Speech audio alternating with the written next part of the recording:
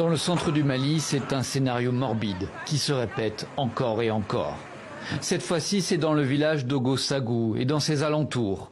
Des hommes armés, grimés comme des chasseurs traditionnels Dogon, font irruption et massacrent tous les Peuls.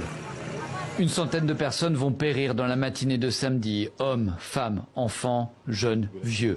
Ils sont munis d'armes de guerre, ils ont des grenades, ils ont des gilets paraballes. Ils sont très bien entraînés, formés. Et je sais qu'une milice ethnique dans les conditions normales ne doit pas être capable de tuer de la sorte. Il faut être formé pour tuer, pour pouvoir faire ces actes barbares-là. Des violences interethniques qui se sont greffées aux violences djihadistes depuis l'apparition dans la région du prédicateur Amadou Koufa il y a 4 ans et l'assimilation des Peuls musulmans aux extrémistes islamistes.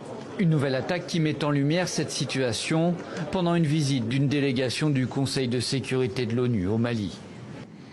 Face à ce drame inqualifiable, moi personnellement, en tant que représentant spécial du secrétaire général, j'en appelle d'abord à la cessation de la spirale de la violence.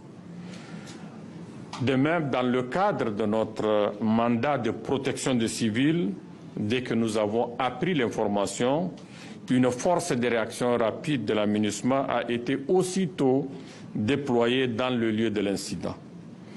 Les casques bleus sont désormais en première ligne face aux djihadistes et régulièrement pris pour cible. Mais les regards se tournent désormais vers les autorités maliennes pour éviter un nettoyage ethnique. En 2018, ces violences intercommunautaires ont fait près de 500 morts, selon l'ONU.